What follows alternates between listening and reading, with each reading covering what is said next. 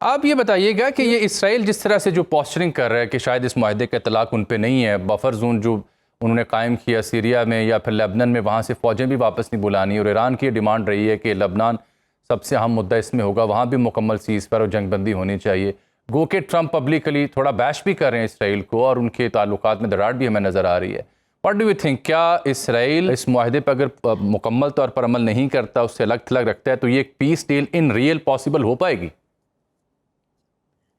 देखिए, सबसे पहली बात मैं आपकी ऑडियंस की निशानदेही करवाना चाहूँगी कि हिस्टोरिकली हमने देखा है कि बार-बार मिडल ईस्ट की पीस के अंदर जो स्पॉइलर रहा है वो इज़राइल रहा है। ऑब्वियसली। उनका greater agenda of greater Israel बनाने वाला ये एक फैक्टर रहा है।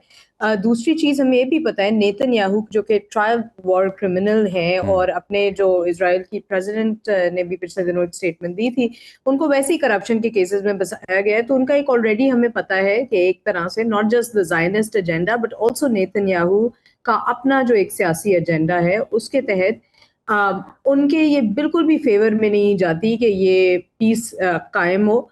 देखिए, ये हमने ऑलरेडी देखा कि जो यूएस ईरान की जो एक वॉर थी, ये एक वॉर विदाउट विक्ट्री का मॉडल था, जहाँ पे अमेरिका जो है पोकर खेलने की कोशिश कर रहा था, ईरान किसी तरह चेस खेलने की कोशिश कर रहा था। लेकिन यहाँ पे जो वॉर विदाउट विक्ट्री थी ना, उसमें maybe there is no declared victor as such, लेकिन जो लूजर है ना वो डेफिनेटली इजराइल इस सिचुएशन के अंदर नजर आ रहा है।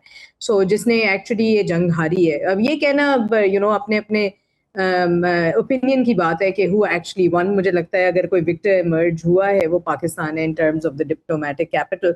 अच्छा, जहां तक बात हुई इजराइल के रोल की ना, तो उसके ऊपर मैं दोबारा से वाली चीज रीइटरेट करूंगी कि मिडिल ईस्ट के इम्प्लीकेशंस के अंदर अगर हम देखें तो एक रीजनल सिक्योरिटी पैराडॉक्स आ जाता है, जहाँ पे गल्फ स्टेट्स भी उनके भी एक डाइवर्जिंग रिस्पॉन्सेज है। तो हमें पता है कि यूएई की जो कंटेनमेंट स्ट्रैटेजी है इन लाइन विद कि हमेशा उन्होंने एक डॉलर स्वैप लाइन देखी है फ्रॉम द यूएस ट्रेजरी और डिप्लॉय किया है आयरन डोम की बैटरीज जो उनके सॉइल पे हैं, एम्बेसी को क्लोज करना तेहरान पे, लेबल करना ईरानियन स्ट्राइक्स को जिस तरह के वो जो सेल्फ डिफेंस में थी उसको टेररिस्ट अटैक्स लेबल करना वगैरह वगैरह, और इस तरह की दूसरी भी कि उन्होंने अभी भी जैसे ओपेक से भी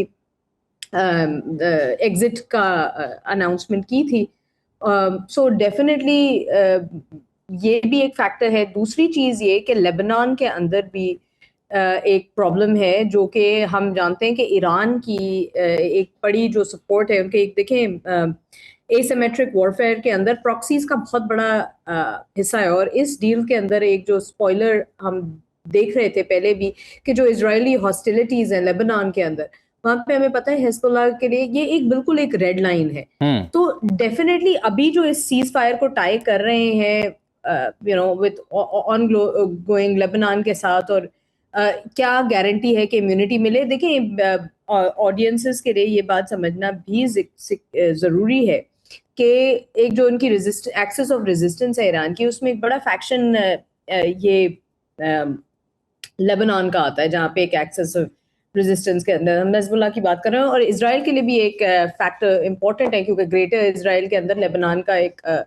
भी बड़ा इंपॉर्टेंट रोल है। अच्छा, यहाँ पे एक और चीज जो मद्देनजर रखने वाली है वो ये कि एमओयू जो होता है ना, इट्स नॉट लीगली बाइंडिंग। बिल्कुल ठीक। ये MOU is just a start to the peace process. बिल्कुल ठीक। लेकिन इसके अंदर इसको इंटरनेशनल ट्रीटी के तहत या तो रेटिफाई किया जाए या कोई इंटरनेशनल इंस्टीट्यूशनल फ्रेमवर्क की तहत तब वो जाके बाइंडिंग होता है। सो एट बेस्ट ये ठीक कह रही हैं आप। लेट्स से ये जो आप एमओयू की बात कर रही हैं, इसमें यानी मुफाहमत की याददाश्त है जिनेवा में, स्विट्ज़रलैंड में जो दस्तखत होनी है, और एक तफरीही मुकाम है उनका वहाँ पे।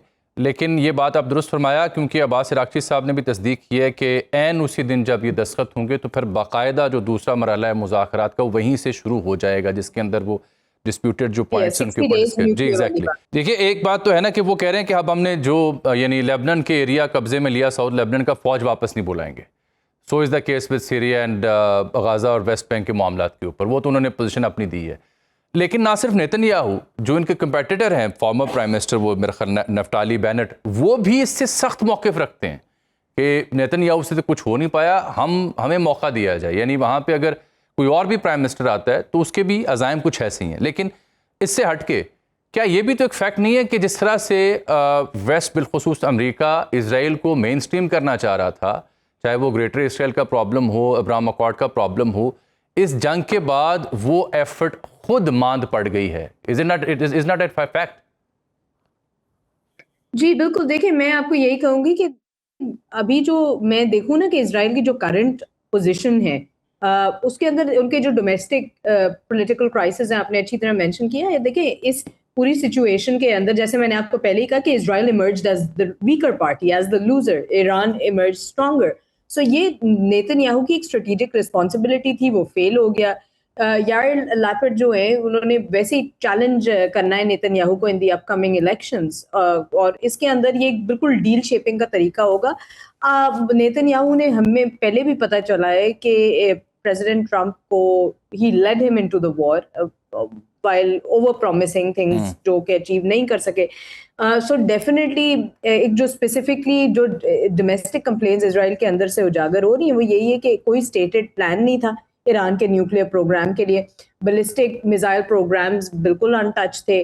कोई रीजनल प्रॉक्सीज का सपोर्ट के बारे में कोई बात नहीं की गई, बस अंधाधुंध काइनेटिकली फायर कर दिया गया। और लेबनान सीज फायर जो है वो मतलब हिजबुल्लाह की डिग्रेडेशन की तो बात नहीं कर रहा। जो नेतन्याहू के पास इस वक्त जो टैक्टिकल ऑप्शंस मौजूद हैं उसमें ऑप्शन 1 जो मुझे लगता है, जो सबसे ज्यादा मेरी जाती राय है कि जहां एस्केलेशन हो सकती है, इजराइल की जो फोकस फाइट है ना जी इरानियन बैक्ड हिजबुल्लाह मिलिशिया के साथ, वो यही होगी कि ये जो इट हैज द पावर जो ग्रेटर डिस्ट्रप्शन कॉज करे अमेरिकन एफर्ट्स को इस पूरे मंथ्स लॉन्ग वॉर को रिजॉल्व करने में।